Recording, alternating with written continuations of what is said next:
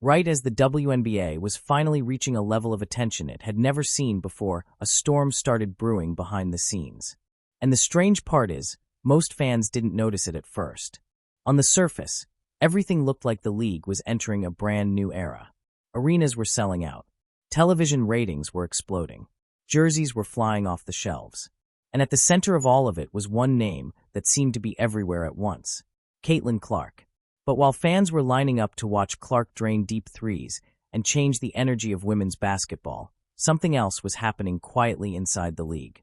Negotiations were getting tense. Players were arguing over strategy. Media personalities were jumping into the conversation. And suddenly, talk of a potential strike started spreading across the sports world. Then things got even more heated when commentators like Jason Whitlock began claiming that some WNBA veterans were pushing the league toward a dangerous situation, one that could actually damage the incredible momentum the sport had finally started building. To some fans, the debate sounded unbelievable. How could the league be risking instability right when interest was exploding? Why would there even be talk of a strike when the spotlight had never been brighter? But as more voices started speaking out, it became clear that the situation inside the WNBA might be far more complicated than anyone expected. Because what was unfolding wasn't just a disagreement about contracts or salaries. It was becoming a much bigger battle about the future of the league itself. And at the center of it all, whether people liked it or not, was Caitlin Clark. But to understand how this entire controversy started, you have to go back to the moment that completely changed the WNBA's trajectory. The moment Caitlin Clark entered the league and turned everything upside down. Before Caitlin Clark ever stepped onto a WNBA court, the league already had talented players, competitive teams, and loyal fans who had been supporting women's basketball for years. Stars like Breanna Stewart, Aya Wilson, Diana Taurasi, and many others had built impressive careers and helped grow the sport step by step. But even with all of that talent, the WNBA had always struggled to capture the kind of mainstream attention that other major sports leagues enjoyed. Games were often played in smaller arenas, television ratings were modest, and outside of dedicated basketball fans, many casual viewers simply weren't paying much attention. That reality had been the norm for years. Then Caitlin Clark came along, and suddenly everything started changing. Clark's rise during her college career was unlike anything women's basketball had ever seen. Playing for Iowa, she wasn't just winning games, she was putting on a show every single night. Her deep three-point shots from distances most players wouldn't even attempt became must-watch moments. Highlights of her pulling up from near half-court began flooding social media. Fans who had never watched women's basketball before suddenly found themselves tuning in just to see what Clark might do next. And the numbers told the story. College games featuring Caitlin Clark started drawing television audiences that rivaled some major professional sports broadcasts. Arena attendance skyrocketed. Tickets for Iowa games became nearly impossible to find. And when the NCAA tournament arrived, the excitement around Clark reached a completely different level. Millions of viewers tuned in to watch her compete on the biggest stage. By the time her college career ended, Clark had already become one of the most recognizable athletes in the entire country, not just in women's basketball. So when the WNBA draft arrived, the anticipation surrounding her next move was enormous. And when the Indiana Fever selected Caitlin Clark with the number 1 pick, it instantly became one of the most talked-about moments in league history. Almost overnight, the WNBA found itself in a completely different spotlight. Indiana Fever games, which previously might have drawn moderate interest, suddenly became some of the hottest tickets in sports. Arenas around the country began selling out whenever Clark's team came to town. In some cities, teams even had to move games to larger venues just to accommodate the demand. Fans who had never followed the WNBA before were now watching highlights, discussing games online, and buying merchandise. Clark's jersey quickly became one of the best-selling jerseys in the league. Television ratings surged as well. Broadcasters began featuring more Fever games in primetime slots because they knew audiences wanted to watch Clark play. Sports media outlets that rarely talked about the WNBA were suddenly covering the league almost every day. It wasn't just basketball fans anymore. It felt like the entire sports world had started paying attention. And with that sudden surge in popularity came something the league had always been chasing: momentum. Sponsors were more interested. Networks were more engaged. Investors began looking at the league with fresh eyes. For many observers, this moment felt like the breakthrough the WNBA had been waiting for since its creation. But rapid change can also bring unexpected tension. Because while fans were celebrating the excitement around Caitlin Clark, inside the league, not everyone was experiencing the situation in the same way. For veteran players who had spent years building the WNBA long before Clark arrived, the sudden attention created complicated emotions. On one hand, the league was finally receiving the recognition many players had fought for.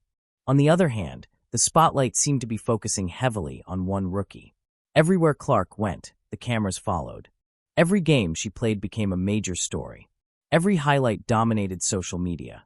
And while many players welcomed the increased attention the league was receiving, others began questioning how the conversation around the WNBA was evolving. Some felt the narrative was becoming too focused on a single player. Others worried that the league's long-standing stars were being overlooked in the excitement surrounding the new rookie sensation. At the same time, Clark herself found herself facing enormous expectations. She wasn't just entering the WNBA as another talented player. She was entering as the athlete many people believed could transform the entire league. Every performance was analyzed. Every game drew massive viewership. And every moment seemed to carry the weight of the league's future. But the real twist in this story is that Clark's arrival didn't just bring attention. It also raised the stakes for everything happening behind the scenes. Because while fans were watching the highlights and celebrating the growth of the sport, WNBA players and league executives were already in the middle of negotiations that could reshape the future of the entire league. Negotiations that involved salaries, revenue sharing, working conditions, and the structure of the league's next collective bargaining agreement. At first, most fans didn't realize how serious those negotiations were becoming. But slowly, the tension started to leak out into public conversations. Players began making statements. Media commentators started weighing in. And soon the conversation around the WNBA wasn't just about basketball anymore. It was about money, power, and the direction the league was heading next.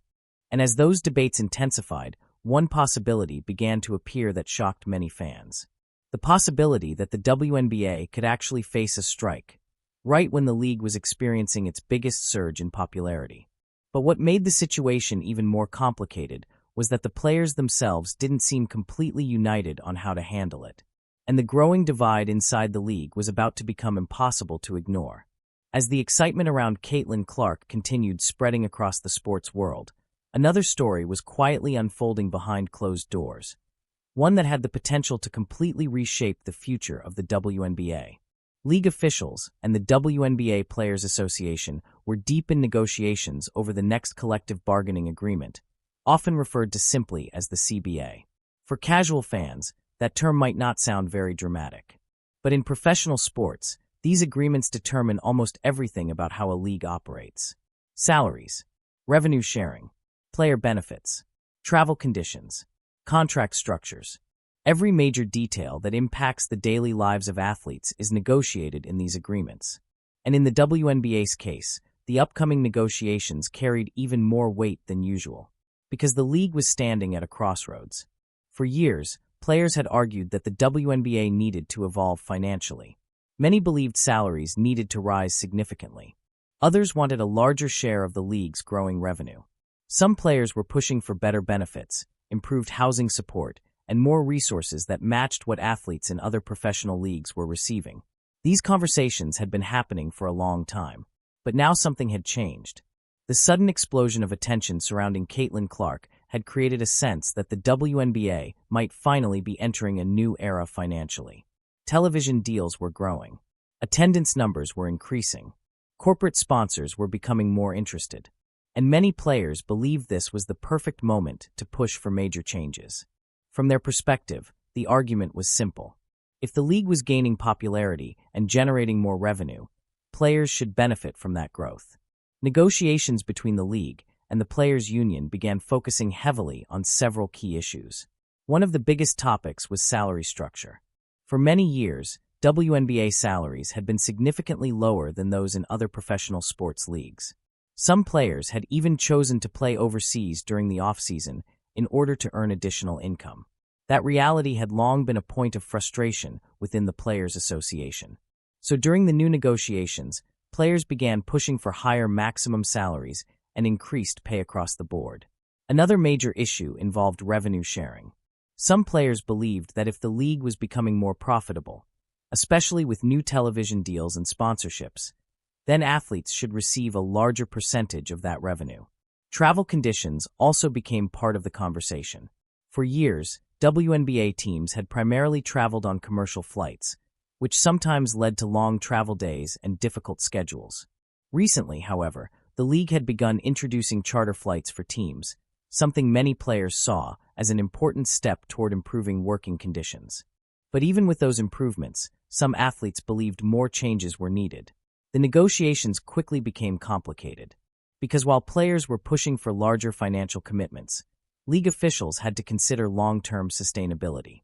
Historically, the WNBA had operated with tight financial margins. Even though the league was gaining attention, executives still had to balance new investments with economic reality.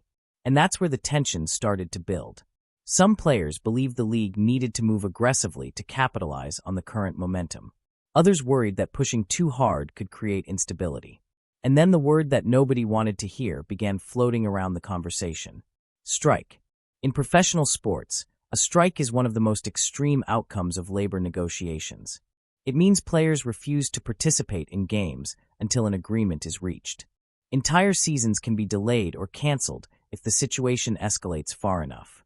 The mere mention of that possibility immediately caught the attention of fans, because the timing felt almost unbelievable. The WNBA was experiencing some of the highest interest levels in its history. New viewers were discovering the league every week. Caitlin Clark's games were drawing massive crowds. And yet, behind the scenes, discussions were growing more intense. Some players began speaking openly about the importance of standing firm during negotiations. They believed the league's new popularity gave them leverage they had never had before. If there was ever a moment to demand major changes, they argued, this was it. But not everyone inside the league felt comfortable with that strategy. Because for many players, especially those early in their careers or earning smaller contracts, the idea of missing games or losing paychecks was extremely concerning. A strike might sound like a powerful bargaining tool, but it also carried serious risks. Games could be canceled. Fans could lose interest. Momentum could disappear. And once momentum in sports fades, it can be very difficult to get back. Some observers began warning that the WNBA needed to be extremely careful about how these negotiations played out. After all, the league had spent years trying to reach the level of attention it was now receiving. The Caitlin Clark effect had accelerated that progress dramatically. But if negotiations turned into a prolonged battle, the entire situation could quickly become messy. As discussions continued, subtle signs began appearing that the players themselves weren't completely united on how to move forward. Different players started expressing different priorities. Some believed the union needed to push harder than ever. Others quietly hoped a deal could be reached quickly, so the season could continue without disruption. And as those differences started to emerge, the situation slowly began evolving from a simple labor negotiation into something much more complicated. Because what fans were about to discover was that the WNBA wasn't just negotiating with the league. It was also dealing with growing disagreements inside its own locker rooms. And once those internal divisions started becoming public, the entire conversation around the WNBA began changing. At first, most fans assumed the negotiations were simply the usual back and forth that happens in every professional sports league. Owners push one direction, players push another, and eventually both sides reach a deal somewhere in the middle. But as more information started leaking out, it became clear that the real tension might not just be between the league and the players. The tension was starting to appear inside the players themselves. And that's where the situation began getting complicated. Because while the WNBA Players Association is meant to represent all athletes in the league, not every player is in the same position financially or professionally. Some players are established stars earning top contracts. Others are veterans trying to extend their careers. And many are younger players or mid-tier athletes who are still trying to secure long-term stability. Those differences matter a lot during negotiations. For star players who have already built large contracts, endorsement deals, and international opportunities, the financial pressure of a work stoppage might not be as severe. They may be able to take a stronger stance during negotiations because they have more flexibility. But for younger players, rookies, or athletes earning lower salaries, the situation can feel very different. Missing games could mean missing critical income. And in a league where roster spots are extremely competitive, some players simply can't afford uncertainty. That's when rumors started circulating that not every player in the WNBA agreed on how aggressive the union should be during negotiations. Some voices inside the league reportedly believed the players needed to push as hard as possible while the WNBA had momentum. From their perspective, the sudden surge in popularity meant the league had more leverage than ever before. Why settle for small improvements now, they argued, if the league might soon generate significantly more revenue? But other players were beginning to question that approach. Because while the attention surrounding Caitlin Clark was real, many athletes understood how fragile momentum in sports can be. Fans can be incredibly passionate one moment and distracted by something else the next. If the league experienced a long delay or a canceled season, some players worried that new fans might simply move on. And that concern wasn't just theoretical. Sports history is full of examples where labor disputes damaged fan interest for years. The difference now was that the WNBA had just started attracting a whole new audience. And many of those new viewers had arrived specifically to watch the league's newest star. For some players, risking that momentum felt dangerous. As these conversations continued behind the scenes, subtle signs of disagreement began appearing publicly. Players started making comments during interviews that hinted at different viewpoints. Some athletes spoke strongly about the need to stand firm during negotiations and push for major changes. Others spoke more cautiously, emphasizing the importance of protecting the league's growth. Even among fans, the debate started spreading quickly across social media. Some supporters backed the players who were demanding bigger financial commitments. They argued that athletes deserved a larger share of the league's rising popularity. But other fans began expressing frustration. From their perspective, the WNBA was finally gaining attention after years of struggling for visibility. The idea that the league might risk disrupting that progress felt confusing to many observers. And that tension only intensified as more public statements started making headlines. Because while some players were speaking carefully about negotiations, others were making comments that sparked intense debate among fans. Comments about salaries. Comments about financial challenges. Comments about how much players believed they deserved to earn moving forward. For many viewers who were just discovering the WNBA for the first time, these conversations felt surprising. Some fans started questioning whether the messaging around the negotiations was helping or hurting the league's image. And as those debates grew louder, media personalities began stepping into the conversation as well. Sports commentators, podcast hosts, and analysts started offering their own opinions about what was happening behind the scenes. Some defended the players' right to push for better financial conditions. Others argued that the league needed stability more than anything else during this critical moment. But a few voices went even further. They began claiming that the internal divisions inside the WNBA were becoming so serious that the league could be heading toward a major conflict. And once those accusations started circulating, the entire story began gaining national attention. Because suddenly this wasn't just about contracts anymore. It was about leadership inside the players' union. It was about how the league should handle its sudden surge in popularity. And most importantly, it was about whether the WNBA could stay unified during the most important moment in its history. But the situation was about to escalate even further. Because when certain players began speaking openly about the financial negotiations, some of their comments triggered a wave of backlash that nobody expected. And once fans started reacting, the entire controversy exploded into a full-blown debate across the sports world. As negotiations continued behind the scenes, the public conversation around the WNBA began shifting in a way that few people expected. At first, most fans were simply excited about the new energy surrounding the league.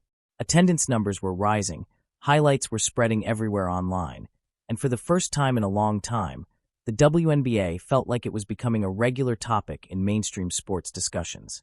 But that excitement started to collide with something else, the growing debate about player salaries and financial demands. And the moment several players began speaking openly about money, the internet lit up almost instantly. During interviews and public appearances, a few athletes started discussing how the current salary structure still didn't reflect the value they believed players were bringing to the league. Some pointed out that even though salaries had improved over the years, Many players still felt they were underpaid compared to the revenue and exposure surrounding professional basketball. From the players' perspective, these concerns had been building for years. Many WNBA athletes had spent long off-seasons playing overseas in order to supplement their income. Others had spoken about the financial challenges that came with short seasons and limited earning opportunities compared to other major sports leagues. So when negotiations began heating up, some players felt it was important to explain publicly why they believed the league needed major financial improvements.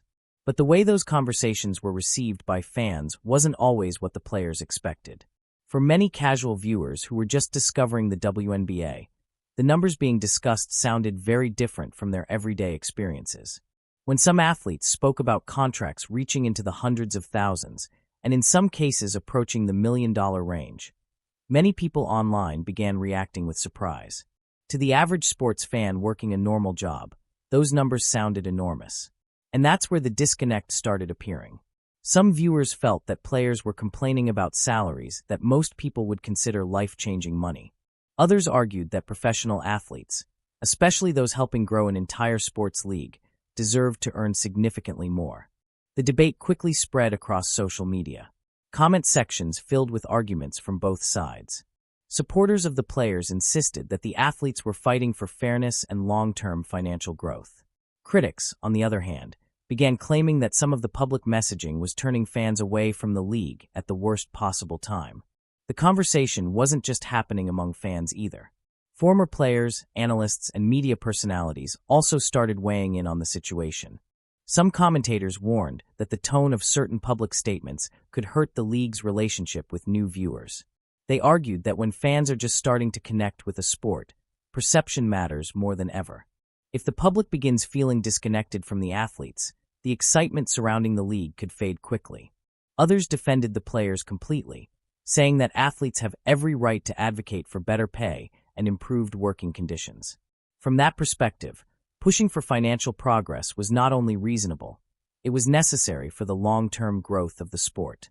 But regardless of which side people supported, one thing was becoming clear. The conversation around the WNBA was no longer just about basketball. It had turned into a full-scale debate about money, fairness, and the direction the league should take during its most important moment. And right in the middle of that debate was a growing concern among fans. Because while the arguments about salaries and negotiations continued getting louder, many viewers were starting to worry about something much simpler. They just wanted to watch basketball. More specifically, they wanted to watch Caitlin Clark play. For many new fans, Clark had been the reason they started paying attention to the WNBA in the first place. Her games had become must-see events. Every deep three-pointer, every highlight play, every dramatic moment had helped pull more viewers into the league. So the idea that negotiations could potentially delay or disrupt the season started making people nervous. Some fans began asking the same question over and over again. Why would the league risk interrupting its biggest wave of popularity? That question soon caught the attention of several controversial sports commentators who were already following the situation closely. And when they began sharing their opinions on what was happening inside the WNBA, the entire story exploded into an even bigger national conversation. Because some of those voices weren't just criticizing the negotiations. They were claiming the league might be sabotaging its own momentum. And once those opinions started spreading online, the debate around the WNBA reached a completely new level. Just when the debate around the WNBA negotiations was already heating up, another layer of drama entered the picture. And this time, it wasn't coming from players or league executives. It was coming from the media. Sports talk shows, podcasts, and online commentators began diving deeper into the situation, trying to interpret what was really happening behind the scenes. Some analysts attempted to break down the financial side of the negotiations, explaining why both the league and the players were pushing so hard. But other voices took a much more controversial approach. And one of the loudest among them was Jason Whitlock. Whitlock had never been shy about sharing strong opinions on sports, and when the WNBA conversation began trending across the internet, he quickly jumped into the discussion. During one of his shows, Whitlock began talking about the growing tension inside the league and what he believed it meant for the future of women's basketball. According to Whitlock, the WNBA was facing a dangerous moment. He argued that the league had just started attracting massive attention thanks to Caitlin Clark's arrival, and risking a labor dispute during that moment could be incredibly damaging. From his perspective, the WNBA needed stability more than anything else. Whitlock pointed out that new fans were finally paying attention to the league. Television audiences were growing. More arenas were filling up with spectators. The excitement around Clark's games was spreading across the entire sports landscape. But instead of focusing on building that momentum, Whitlock claimed the league was becoming consumed by internal conflict. He went even further, suggesting that some of the public statements being made during negotiations were pushing fans away rather than bringing them closer to the sport. That opinion instantly sparked intense reactions. Supporters of Whitlock agreed with his argument. They believed that the WNBA needed to protect the new attention it was receiving and avoid creating unnecessary controversy. From their perspective, fans who had just started watching the league might quickly lose interest if the conversation became dominated by labor disputes instead of basketball.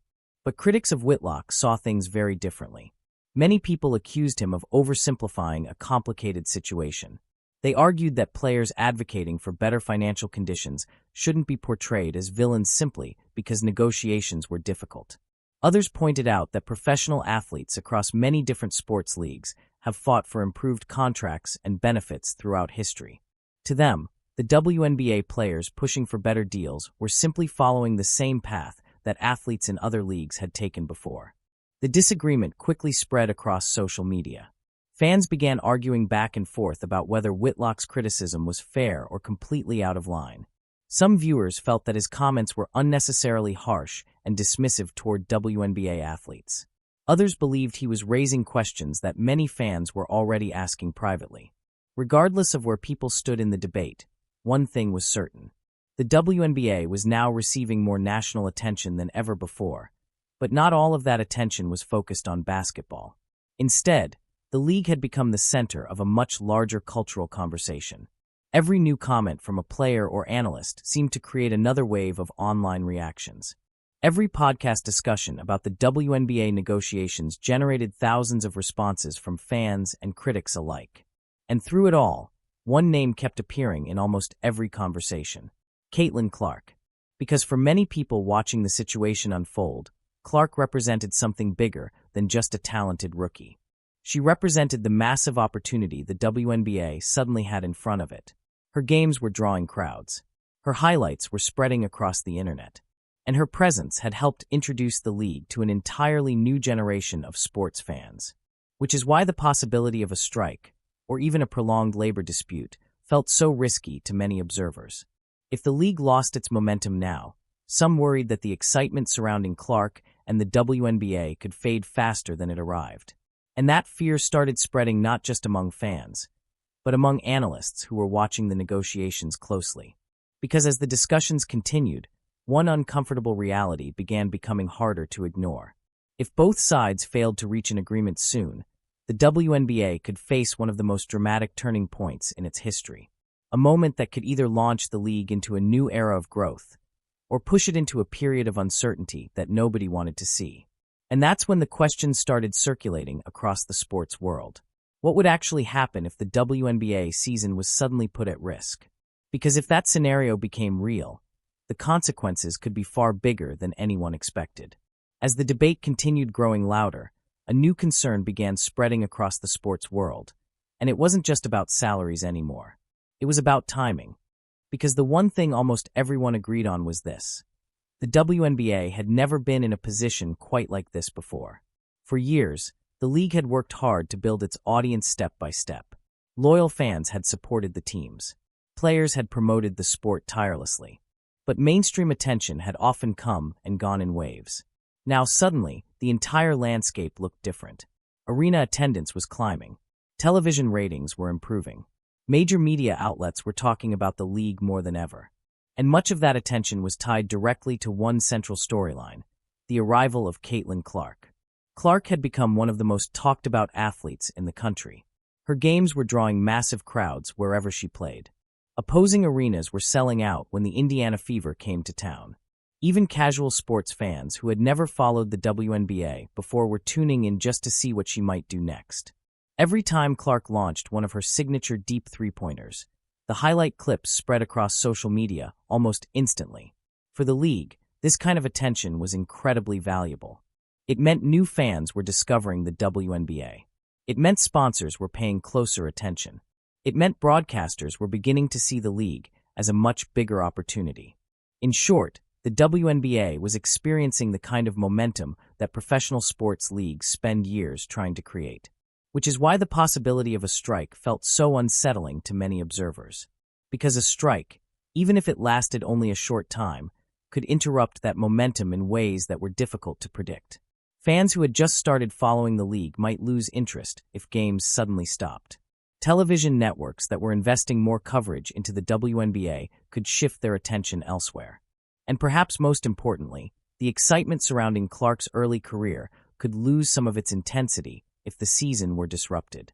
Sports history has shown that labor disputes can have lasting consequences. In other leagues, strikes and lockouts have sometimes led to canceled games, delayed seasons, and frustrated fans who felt disconnected from the sport they loved. And once fans feel that disconnect, rebuilding trust can take years. That's why some analysts began warning that the WNBA needed to handle this moment carefully. The league was finally gaining traction with a broader audience. But the window to keep that momentum alive might not stay open forever.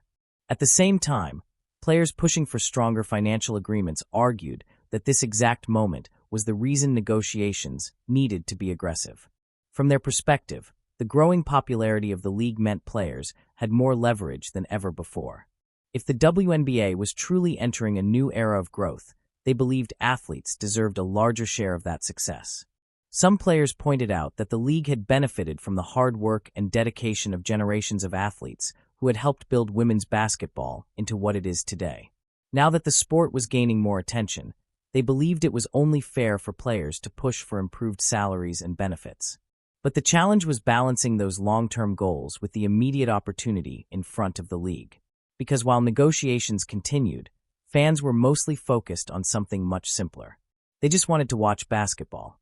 More specifically, they wanted to watch the new generation of WNBA stars compete on the court. Every week, new fans were discovering the excitement of the league. They were watching Clark battle against veteran defenders. They were seeing rising stars showcase their skills. They were experiencing the intensity and drama that professional basketball can deliver. For many of these viewers, the idea that the season could be interrupted by negotiations felt frustrating. And that frustration started showing up in online discussions. Some fans began pleading for both sides to reach an agreement quickly. Others worried that the league's internal conflicts were overshadowing the incredible basketball being played on the court. Meanwhile, reporters and analysts kept watching the situation closely. Every new statement from a player or league representative became headline news. Every rumor about negotiations sparked another wave of speculation. And slowly, a sense of uncertainty began creeping into the conversation around the WNBA. Because while nobody knew exactly how the negotiations would end, one thing was becoming clear. The stakes had never been higher. If both sides reached a deal that satisfied players and protected the league's growth, the WNBA could be entering the most successful era in its history. But if the negotiations collapsed and the season was disrupted, the consequences could ripple across the entire sport. Sponsors might hesitate, fans might lose interest, and the incredible momentum surrounding the league could suddenly slow down. That's why many insiders started describing the situation as a critical turning point, not just for the players negotiating their contracts, but for the entire future of the WNBA. And as the pressure continued building, one final question began echoing across the sports world. Could the league find a way to stay united during its most important moment? Or was the WNBA about to face the biggest internal conflict it had ever experienced? By this point, the conversation surrounding the WNBA had grown far beyond a normal contract negotiation. What started as discussions about salaries and revenue had slowly turned into something much bigger, a debate about the direction of the entire league. And the reason this moment felt so critical was simple. For the first time in years, the WNBA wasn't fighting for attention. It already had it. Across the country, arenas were filling with fans eager to see the league's new wave of stars. Television ratings were climbing higher than they had in previous seasons. Social media clips of incredible plays were spreading everywhere online. And right in the middle of that surge in attention was the phenomenon that many people were calling the Caitlin Clark effect. Clark's arrival had brought a completely new audience into the sport. Some fans had followed her college career closely and were excited to see how she would perform against professional competition. Others were simply curious about the hype and tuned in to watch for the first time. But once they started watching, many of those viewers discovered something they hadn't expected. The WNBA was full of incredible athletes. Players were making highlight plays, hitting clutch shots, and delivering intense competition night after night. For longtime supporters of the league, this moment felt like validation. For years, they had argued that women's basketball deserved more attention. Now that attention was finally arriving. But with that spotlight came pressure. Because when a league suddenly becomes the focus of national conversation, every decision begins to carry greater consequences. Negotiations that once might have happened quietly behind closed doors were now being discussed across television shows, podcasts, and social media platforms. Fans were analyzing every comment from players. Analysts were debating the financial future of the league. And every new development seemed to spark another round of heated discussions online. Some observers began worrying that the league's internal conflicts were overshadowing the very thing that had attracted new fans in the first place: the basketball itself. Instead of talking about thrilling games and rising stars, many conversations were now focused on disagreements about money and negotiations. For some viewers, that shift felt disappointing, because what they really wanted to see was the WNBA continue building on its momentum. They wanted to watch Clark and other stars compete on the court. They wanted to see rivalries develop. They wanted to experience the excitement of a league that finally seemed ready to reach a new level of popularity. But the uncertainty surrounding negotiations created a lingering question. What if the league couldn't stay unified during this critical moment? What if disagreements between players, the union, and league leadership continued escalating? The truth was, nobody knew exactly how the situation would unfold. Negotiations in professional sports can sometimes move slowly, with both sides carefully considering every detail before reaching an agreement. But one thing was clear. The WNBA was standing at a crossroads. On one path, the league could continue building on the incredible momentum it had gained over the past year. The excitement surrounding Caitlin Clark and other rising stars could help introduce the sport to millions of new fans. Television audiences could keep growing. Sponsors could invest more heavily in the league. And women's basketball could enter a new era of visibility and opportunity. But on the other path, unresolved tensions and public controversies could slow that progress. If fans became frustrated with the ongoing disputes, some might drift away from the sport just as quickly as they arrived. If the season were disrupted or delayed, the league could lose the momentum that had taken years to build. That's why many analysts began describing the situation as one of the most important moments in WNBA history. Not because of a single player or a single contract, but because the decisions being made now could shape the league's future for years to come. The WNBA had finally captured the attention of the sports world. Now the challenge was making sure that attention turned into lasting growth rather than a temporary surge of interest. And that meant finding a way to move forward together. Because when fans look back on this moment years from now, they may not remember every detail of the negotiations or every debate on social media. What they will remember is whether this period became the beginning of a golden era for women's basketball, or a missed opportunity that slipped away just as the league was reaching new heights. The story unfolding around the WNBA right now is about much more than contracts or negotiations. It's about timing, it's about momentum, and it's about a league that suddenly finds itself standing in the brightest spotlight it has ever experienced. Caitlin Clark's arrival helped bring millions of new eyes to women's basketball. But the excitement surrounding her success has also amplified every challenge the league now faces. Every decision feels bigger. Every disagreement feels louder. And every outcome will shape how the future of the WNBA unfolds. If the league can navigate this moment carefully, the growth happening right now could lead to an entirely new chapter for women's basketball. But if tensions continue rising and momentum fades, the league could find itself wondering what might have been. For now, fans across the sports world are watching closely, waiting to see what happens next, waiting to see whether the WNBA can turn this historic moment into lasting success. And most of all, waiting to see the players get back on the court and do what they do best: But here's the real question. Is the WNBA about to enter the greatest era in its history? Or are the internal battles we're seeing right now a warning sign of bigger problems ahead? Because the truth is, the story surrounding Caitlin Clark, the WNBA negotiations, and the future of the league is still unfolding. And what happens next could completely reshape women's basketball. So if you want to stay updated on everything happening around the WNBA, Caitlin Clark, and the biggest stories shaking up the league, make sure you subscribe to the channel, turn on notifications, and join the conversation. Because the next chapter of this story might be even bigger than what we've seen so far.